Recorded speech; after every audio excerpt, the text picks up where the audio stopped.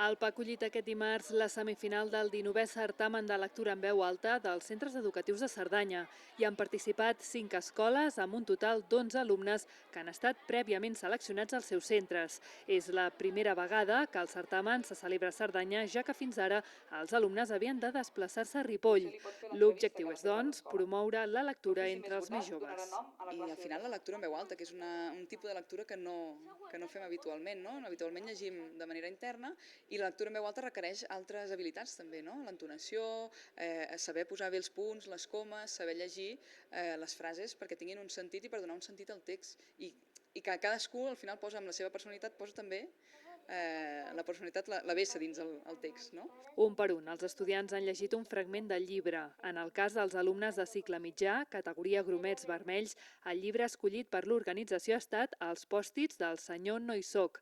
En la categoria gromets verds, és a dir, cicle superior, el llibre seleccionat ha estat Skeleton Kiss, l'amic inimaginari. En la categoria timoners, on han llegit alumnes de l'aula d'acollida, la lectura escollida ha estat Un fill. Es posen nerviosos, imposa molt posar-te davant de tot l'alumnat, no? de les 5 escoles, que al final aquí tenim uns 180-190 alumnes, llavors imposa molt posar-te allà davant i llegir. Però jo els he vist bé, jo crec que el jurat tindrà feina difícil. En la categoria de cicle mitjà, el guanyador ha estat Pol Molina Pous, de l'Escola Alfons I de Puigcerdà. Tanit Garrote Sastre, de l'Escola Ridolaina de Montellà, ha estat l'alumna escollida de la categoria de cicle superior. Pel que fa a la categoria dels alumnes de l'aula d'acollida, l'escollit ha estat Rafael Montaño Acosta, de l'Escola Alfons I.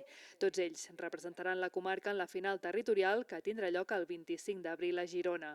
El certamen nacional infantil i juvenil de lectura en veu alta és una iniciativa de la Fundació Enciclopèdia Catalana i també del Departament d'Educació. Enguany hi participen uns 3.000 alumnes de més d'un miler de centres educatius.